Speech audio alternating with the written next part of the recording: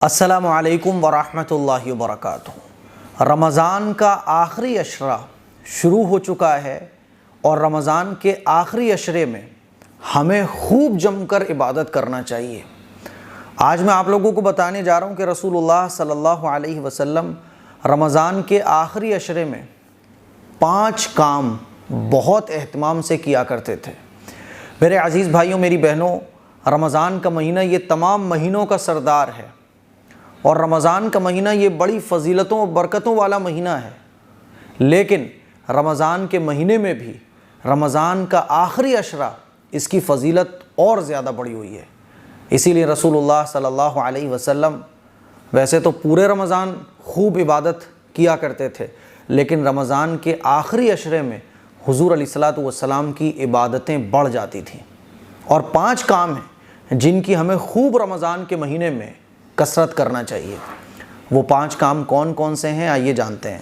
Number 1، رسول اللہ صلی اللہ علیہ وسلم ویسے تو پورے رمضان کی راتوں میں عبادت خوب کیا کرتے تھے، لیکن رمضان کے آخری عشرے میں حضور علیہ الصلوۃ والسلام کی عبادت رات میں اور بڑھ جاتی تھی۔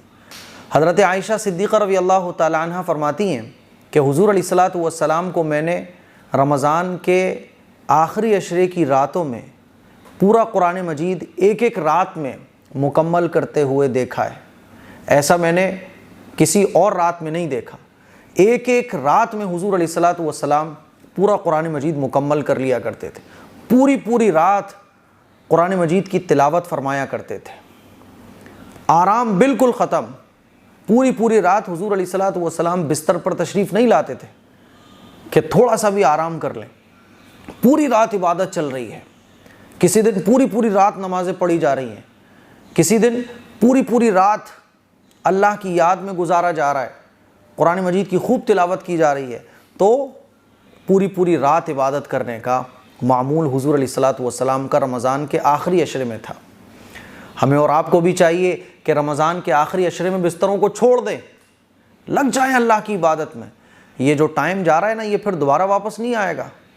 قبر میں جانے کے بعد ہم تمنا کریں گے کہ کاش ہمیں رمضان مل جائے، دوبارہ اللہ تعالیٰ ہمیں دنیا میں بھیج دے، لیکن صرف وہ کاش ہی رہ جائے گا، وہ کبھی سچ نہیں ہو پائے گا، کیونکہ دنیا سے جانے کے بعد پھر دوبارہ واپس دنیا میں آنے کا کوئی چانس نہیں ہے۔ ابھی موقع ہے، تھکاؤ اپنے آپ کو۔ رمضان کا مہینہ ہے ہی اپنے آپ کو تھکانے کے لیے۔ اپنے آپ کو اللہ کی عبادت میں ہم تھکائیں، نیند آ رہی ہو، آنکھوں میں نیند ہو، ہم اللہ کی یاد میں مصلی پر بیٹھے ہوں، قرآن کی تلاوت کر رہے ہوں۔ اللہ یہی چاہتا ہے اور اللہ کو یہی پسند ہے، بندے کی محبت۔ تو پوری رات عبادت کرنا رمضان کے آخری عشرے میں ہم لوگ اپنا معمول بنا لیں۔ اتنی طاقت نہیں ہے، چلو پوری رات نہیں کر سکتے تو جتنی اپنی حیثیت ہو، جتنی اپنی طاقت ہو، 4 گھنٹے 2 گھنٹے رمضان کے آخری عشرے کی جو راتیں ہیں نا، یہ بہت امپورٹنٹ ہیں۔ دوسرا کام، حضرت عائشہ صدیقہ رضی اللہ تعالیٰ عنہ فرماتی ہیں کہ حضور علیہ الصلوۃ والسلام رمضان کے آخری عشرے میں خود بھی جاگا کرتے تھے اور اپنے گھر والوں کو بھی جگاتے تھے۔ تو اپنے گھر والوں کو بھی جگانا ہے۔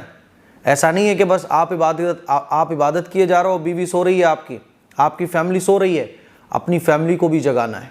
امی کو جگاؤ، بہن کو جگاؤ، گھر کے جو بڑے ہیں وہ خود بھی جاگیں اور اپنے گھر کے لوگوں کو بھی جگائیں کہ بھائی رمضان کا آخری عشرہ چل رہا ہے، جاگو۔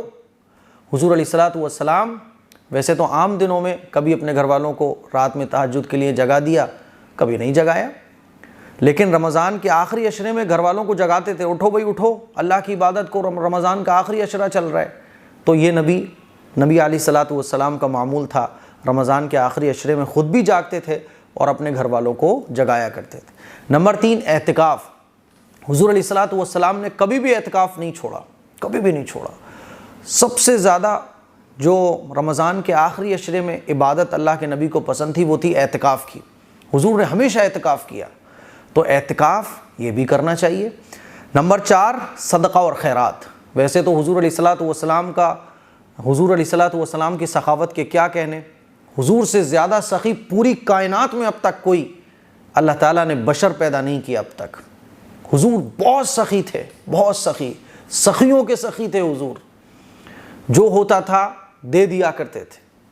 لیکن رمضان کے مہینے میں اور رمضان کے آخری عشرے میں حضور علیہ الصلوۃ والسلام کی یہ سخاوت جو ہے نا بہت ہائی لیول پر پہنچ جاتی تھی۔ اسی لیے ہمیں بھی چاہیے کہ رمضان کے آخری عشرے میں ہم خوب صدقہ و خیرات کریں، خوب صدقہ و خیرات کریں، غریبوں کی مدد کریں، مسجدوں کا تعاون کریں، مدرسوں کا تعاون کریں، دین کے جتنے بھی شعبے ہیں اس میں بڑھ چڑھ کر حصہ لیں۔ اور اس کے لیے الحمدللہ مسجد کا کام چل رہا ہے۔ آپ لوگوں کی جو سوسائٹی ہے A M Qasmi welfare society, اس کے ذریعے بہت سارے خیر کے کام ہوتے ہیں۔ مسجد کی تعمیر ہونی ہے، بہت بڑی جگہ ہے، اور اس بڑی جگہ میں مسجد کے نورانی ماحول میں بچوں کے لیے ایجوکیشن سسٹم بھی ہوگا، ہاسپٹل بھی ہوگا، جو سڑکوں پر سونے والے لوگ ہیں ان کے لیے اولڈ ایج ہاؤس بھی ہوگا، ایک اسلامک اسکول بھی ہوگا، اور ایک مسجد کے نورانی ماحول میں یہ سب کچھ ہوگا۔ بہت بڑی جگہ میں یہ سب کچھ تعمیر ہونا ہے۔ ابھی 4 دیواری کا کام چل رہا ہے جس میں لاکھوں روپے کا خرچہ ہے۔ اس میں آپ حصہ لیجئے، اس اکاؤنٹ نمبر پر جتنا ہو سکے مسجد کی تعمیر کے لیے تعاون کیجئے۔ 4 دیواری انشاءاللہ رمضان تک ہم مکمل کر لیں گے۔ اور اگر آپ افطار کرانا چاہتے ہیں، غریبوں کے لیے صدقہ کرنا چاہتے ہیں، خیرات کرنا چاہتے ہیں، زکوٰۃ دینا چاہتے ہیں، ہے نا، دیکھو اسکول بناؤ، اسکول بنانا برا نہیں ہے، لیکن اپنی زکوٰۃ کو اسکول بنانے میں آپ نہیں دے سکتے، اپنی زکوٰۃ کو آپ مسجد بنانے میں نہیں دے سکتے۔ زکوٰۃ یہ صرف غریبوں کا حق ہے۔ لوگ کہتے ہیں نا کہ یار ہم تو اسکول بنا رہے ہیں، ہے نا، اسکول بنانا چاہیے، راشن دینے سے کیا ہوگا، راشن تو 1 مہینے میں ختم ہو جاتا ہے، اسکول بناؤ تاکہ ہمیشہ کے لیے مسلمانوں کی غریبی ختم ہو، غریبوں کی غربت ختم ہو۔ میرے بھائی، اسکول بنانے سے اس کی بھوک ختم نہیں ہو جائے گی، غریب کا پیٹ نہیں بھر جائے گا۔ اسکول بناؤ اچھی بات ہے، لیکن غریبوں کا حق مار کے نہیں، زکوٰۃ کے ذریعے نہیں۔ زکوٰۃ سے تو مسجد بھی نہیں بنا سکتے، اسی لیے اپنی زکوٰۃ کو غریبوں تک پہنچائیے، اور اس کے لیے الحمدللہ ہم کام کر رہے ہیں۔ عید راشن پیکٹ جو ہے نا وہ 1000 روپے کا ہم نے رکھا ہوا ہے۔ آپ جتنے پیکٹ میں حصہ لینا چاہیں اس اکاؤنٹ نمبر پر 1000 روپے کے حساب سے ٹرانسفر کر سکتے ہیں۔ اور روزے داروں کے لیے افطار کیمپ بھی الحمدللہ چل رہے ہیں۔